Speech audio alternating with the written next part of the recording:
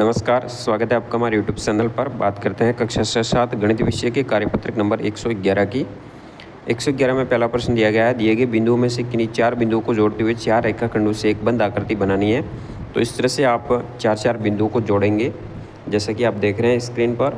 इस तरह से 4 बिंदुओं को जोड़ेंगे, आकृतियाँ बनाएंगे, पीछे वाले बिंदु शेष रहेंगे। इस तरह से आकृतियाँ बनाएंगे, जितनी हो सकती है उतनी बनाएंगे। दूसरे प्रश्न में आपको कथन दिए गए उनको सत्य और असत्य लिखना है। फिर यहाँ पर उपयुक्त आकृति से कितने कोण हैं, तो यहाँ पे कुल कितने कोण बनते हैं, 4 होंगे। प्रत्येक आकृति में 4 कोणों का निर्माण होता है। फिर यहाँ पे सत्य असत्य करना है, जिसमें आयत का प्रत्येक कोण समकोण होता है, सत्य है।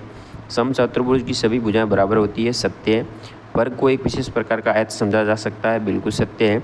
एक समलंब की सारी भुजाएं बराबर होती है, नहीं होती हैं, इसकी असत्य कथन होगा।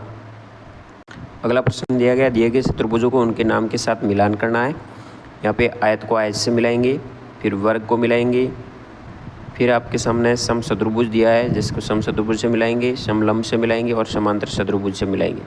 तो इस तरह से इनका मिलान करना है। अगला प्रश्न दिया गया, चतुर्भुज के चारों कोणों का जोड़ 360 डिग्री होता है। तो चतुर्भुज में छूटे हुए कोण का मान ज्ञात करना है। जैसे कि ये 100 डिग्री है, तो ये 180 डिग्री होगा। ये 105 और 75 दिया गया, तीनों को दिए हुए हैं, तो 360 में से तीनों को जोड़ के घटा देंगे तो 80 डिग्री पीछे रहेगा। इसी तरह ये 102 डिग्री हो जाएगा। फिर इसी तरह आगे दिया गया है, यहाँ 71 के दिए गए हैं 2 कोण। इसी तरह पीछे 360 में से 71 घटाएंगे तो पीछे रहेंगे, उनको 2 बराबर भागों में बांटेंगे, इस कोण का मान आ जाएगा।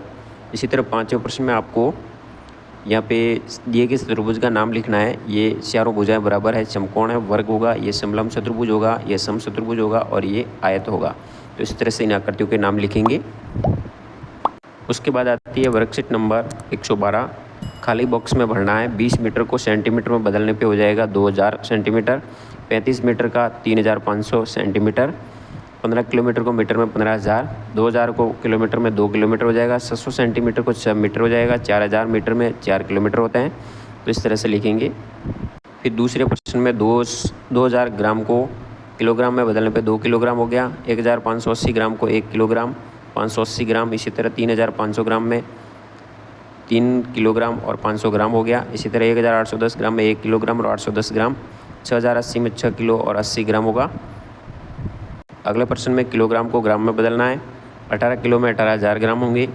33 किलोग्राम में 33000, 21 किलोग्राम में 21000, 41 किलोग्राम में 41000, 29 में 29000 ग्राम और 65 में 65000 ग्राम होगा।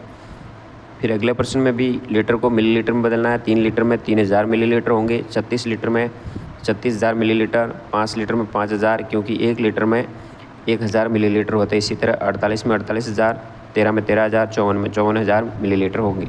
उसके बाद आता है मिलीलीटर को लीटर में बदलना है। जैसे कि 600 मिलीलीटर है, इसको लीटर में बदलने के लिए 0.6 लीटर हो जाएगा। 700 मिलीलीटर को 0.7 लीटर, 1000 मिलीलीटर का 1 लीटर और 20000 का 20 लीटर हो जाएंगे। इस तरह से इस कार्यपत्र को पूर्ण करेंगे। फिर आता है कार्यपत्रक नंबर 113। एक कमीज़ को बनाने में 2 मीटर 50 सेंटीमीटर कपड़ा लगता है, तो उस कमीज़ को बनाने में कुल कितने सेंटीमीटर कपड़ा लगेगा, तो 250 सेंटीमीटर कपड़ा लगेगा कुल। इसको मीटर को सेंटीमीटर में बदलना है, तो 2 मीटर के 200 सेंटीमीटर और 50 सेंटीमीटर ऊपर है, 250 सेंटीमीटर हो जाएंगे। अगला प्रश्न है, मुन्नू को अपने नानी के घर जाना है। 37 किलोमीटर दूर शहर के दूसरे शहर में रहती है।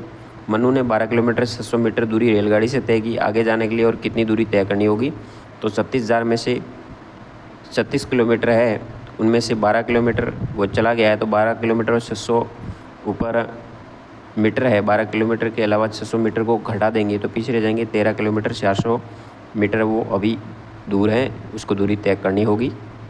फिर अगला प्रश्न है, एक तार की लंबाई 119 सेंटीमीटर है, तो तार की लंबाई को मीटर में लिखना है।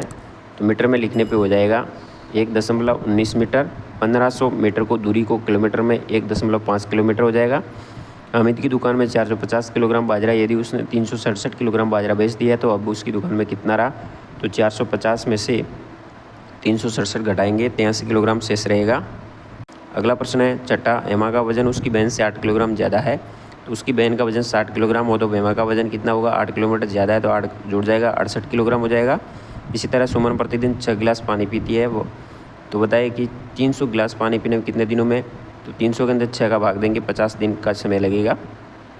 इसके बाद आता है कार्यपत्रक नंबर 114 में पहला प्रश्न दिया गया, रोहन के पास 400 रुपये थे, उन रुपयों का पेन खरीदा है। यदि एक पेन की कीमत 25 रुपये तो रोहन कुल कितने पेन खरीदे होंगे? तो 25 का भाग दे देंगे, 16 पेन खरीद सकते हैं 25 के हिसाब से 400 रुपये की। यदि एक दर्जन केलों का मूल्य 36 रुपये है तो 252 रुपये में कितने दर्जन केले खरीदे जा सकते हैं? 7 दर्जन केले खरीदे जा सकते हैं। 36 का 252 में आप भाग देंगे तो पता लग जाएगा। अगला है, एक पुस्तक की कीमत 40 रुपये है, 1000 रुपये में ऐसी कितनी पुस्तकें खरीदी जा सकती है? तो 1000 में 40 का भाग देंगे, 20 पुस्तकें ऐसी खरीद सकते हैं। एक बस में 35 यात्री दिल्ली से जयपुर जा रहे हैं, प्रत्येक यात्री के टिकट का मूल्य 365 है, तो कुल कितने टिकट खरीदे गए? 35 × 365 का गुणा करेंगे, 12,475 रुपये टोटल टिकट खरीदे गए। अगला है, एक साइकिल का मूल्य 1075 रुपये और 50 पैसे हैं और 52 साइकिलों का क्या होगा? तो 52 का गुणा कर देंगे, 55,926 रुपये हो जाएगा 52 साइकिलों का। अगला है, माँ ने मीनाक्षी को बाजार से सामान लाने के लिए 2000 रुपये दिए, उसने 447 रुपये और 50 पैसे का सामान खरीद लिया।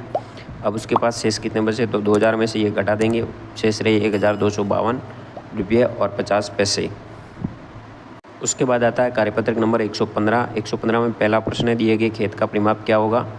तो यहाँ पे परिमाप ज्ञात करना, इस बिंदु से शुरू करके सारी दूरियों को आप जोड़ सकते हैं। ये समान दूरी के हैं तो आप गुणा कर सकते हैं, तो टोटल होगा 56 मीटर इसका परिमाप। अगला प्रश्न है, दी गई आकृतियों का परिमाप ज्ञात कीजिए। परिमाप ज्ञात करना, इसका 28 सेंटीमीटर होगा, इसका 25 सेंटीमीटर होगा, इसी तरह इसका 66 सेंटीमीटर हो जाएगा और यहाँ हो जाएगा 90 सेंटीमीटर इस आयत का।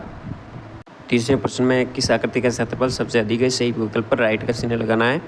तो छायांकित वर्गाकार में सबसे ज़्यादा वर्ग 1 नंबर आकृति के हैं, क के सबसे ज़्यादा अधिक होगा।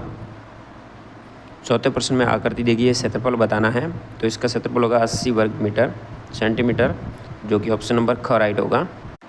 पाँचवें प्रश्न में 13 वर्ग इकाई किस आकृति में है? तो 13 वर्ग इकाई आकृति नंबर 2 में है, इसके ऊपर टिक लगाएंगे।